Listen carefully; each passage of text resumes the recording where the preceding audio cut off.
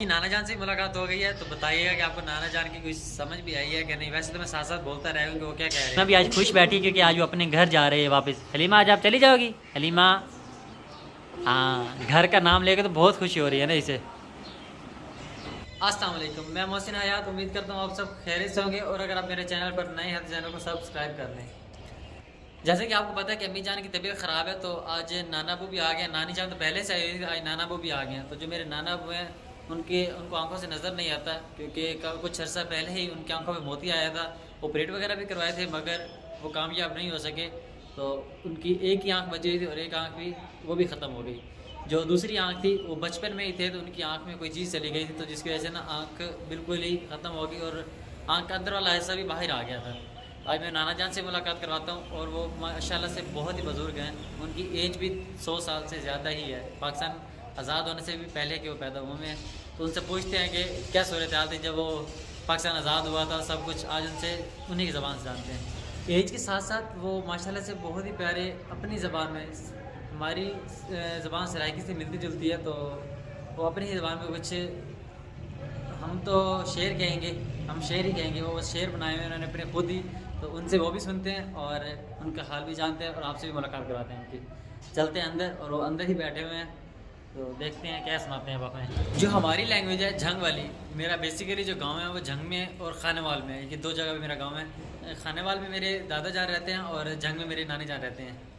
तो मेरे नाना जान जो हैं वो झंग से आए बैठे हैं और क्योंकि जो हमारी ज़बान सराइकी से इस तरह मिलती जुलती है कि रावी और चिनाब के साथ जो भी पट्टी चल रही है उससे रचनावी लैंग्वेज कहते हैं। हमारी जो लैंग्वेज है वो रचनावी है क्योंकि हम रावी और चिनाब के बिल्कुल साथ साथ ही रहते हैं तो इसलिए उसे रचनावी ज़बान कहते हैं और उसके बोलने का तरीका भी सराइकी से थोड़ा सा हटके है। इस चीज़ में बताना भूल ही गया कि नाना जान आंखों से तो वैसे भी नहीं देखते और जो उनके कान है बड़े, वो तो जब वो पैदा हुए थे तब से ही अगर उनके कान में बोलो तो उनको आवाज़ आती है, अगर थोड़ा दूर खड़े होकर बोलो तो उन्हें आवाज़ भी नहीं आती। उनका ये प्रॉब्लम भी है बट अल्लाह का शुक्र है अल्हम्दुलिल्लाह से वो अपना काम खुद कर लेते हैं कि उन्हें कोई खाना वगैरह दे दी जाए तो वो भी खा पी लेते हैं। और जैसे कि वाशरूम वगैरह इस्तेमाल करना होता है तो उन्हें बता दिया जाता है कि ये वाशरूम है तो वो आते जाते भी खुद यहाँ वाशरूम में, क्योंकि उन्होंने अंदाज़ा लगाया होता है कि इस जगह वाशरूम है, ये मेरी चारपाई है, इधर से उठिए मैंने वहाँ पे जाना है। तो ये बहुत बहुत अल्लाह का करम है कि वो इतना अपना ये काम खुद ही कर लेते हैं। सलाम करो जही। अस्सलाम वालेकुम। क्या हाल है? खैर है भाई। ठीक हो? जी हाँ। ये नाना जान है मेरे। कच्ची चादनी पी गड्डी, ठीक? कच्ची चादनी पी गड्डी, झुकचारियाँ, पाचरियाँ, बकौले मारी लग, मोया नौ जगह के अंदर भरपूर है, अल्लाह जाने सच्चे यकून है। अब नाना जान ने पूरा बंद पड़ा है मगर उन्हें ना वो देख सकते थे ना सुन सकते थे। उन्हें तो नहीं पता कि अब मैं बोलने लगा या वो बोलने लगे हैं क्योंकि उनके कान में मैं जब बोलता हूँ तो उन्हें तभी पता चलता है कि अब मोहसिन बोल रहा है और अब मैंने बोलना है। तो अगर उनसे कुछ गलती हो जाए तो उसके लिए पहले मैं ही सॉरी कर देता हूँ क्योंकि जैसे कि मैंने आपको पहले बता दिया कि वो ना ही उन्हें नज़र आता है और जब तक उनके कान में ना बोलो तब तक उन्हें सुनाई भी नहीं देता। अब मैं बाबा जान से पूछता हूँ कि जब पाकिस्तान बना था तो वो उनको क्या समझ वगैरह थी कि नहीं, या छोटे थे या बड़े थे, अब उन्हीं से पूछते हैं। बाबा जी जब पाकिस्तान बड़े तो केटे का है?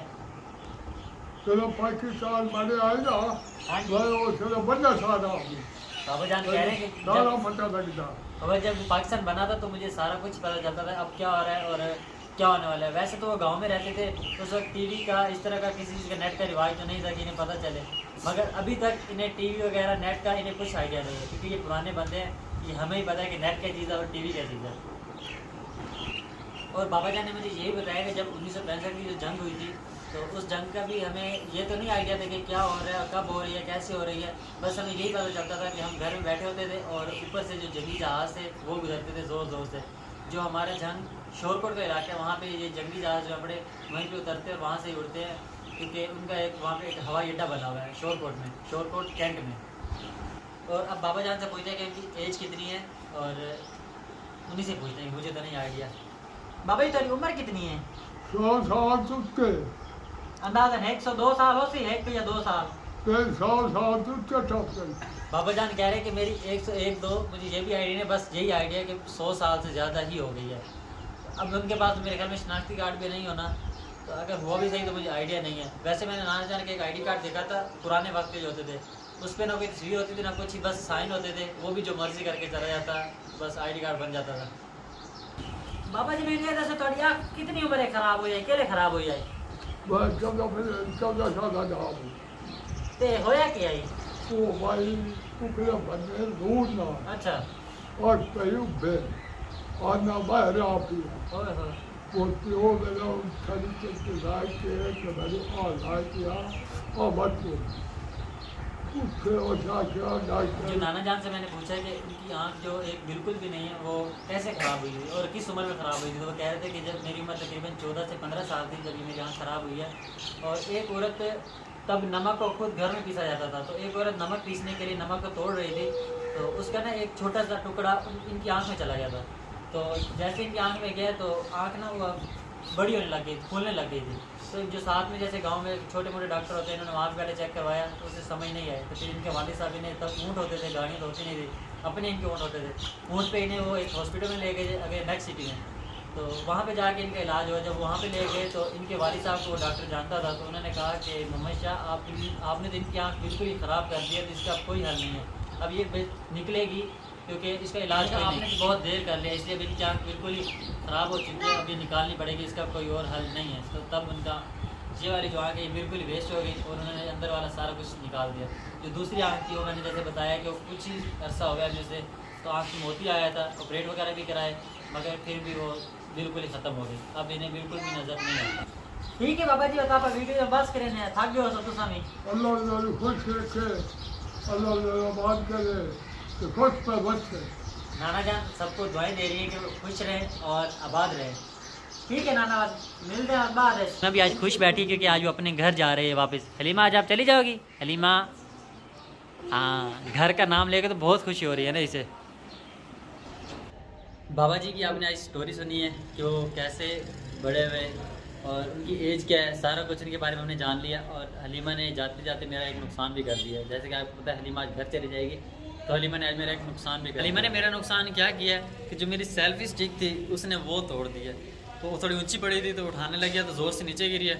उसने उठा के फिर जब नीचे गिर गया फिर दोबारा उठा के नीचे फेंकी है तो टूट गई। उसे तो पता नहीं था, मगर मैंने उसके अब्बू को कहा कि मुझे तो नहीं लेके दे, फिर मैं तो गरीब बंदा हूँ, ले नहीं सकता।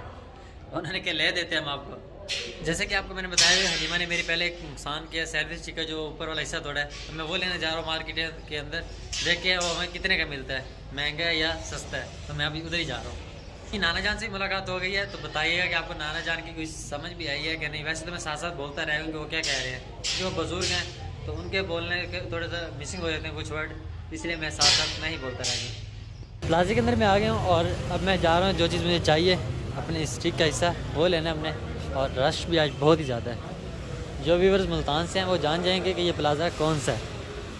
जो चीज़ मैंने लेनी थी वो भी मुझे मिल गई है और चीज़ें महंगी बहुत ज़्यादा हो गई हैं क्योंकि ये सेल्फी स्टिक मेरे ऊपर मोबाइल लगाने वाला हिस्सा टूट गया था, तो मैंने ये न्यू लिया और फिट भी करवा लिया है। अब इसी मोबाइल लगा के तो फिर वीडियो बनाते हैं। ये प्लाजे के मैं ऊपर वाले पोर्शन में खड़ा हूँ, दूसरे पे नहीं, पहले ग्राउंड फ्लोर है, फिर फर्स्ट, फिर सेकंड, मैं फ़र्स्ट फ्लोर पे हूँ। तो ये प्लाज़ा सारा हमारा मुल्तान का बहुत ही मशहूर प्लाज़ा है और हर वक्त इधर बहुत ही रश रहता है। जो स्टैंड मैंने अपना मार्केट से लेना था वो भी मैं लेके फिर सीधा ग्राउंड में आया हूँ। बच्चे मेरे वेट में खड़े थे, वो कहते आज मोहसिन भाई आए नहीं, रेहान भाई, उबैद भाई को भी आप जानते होंगे।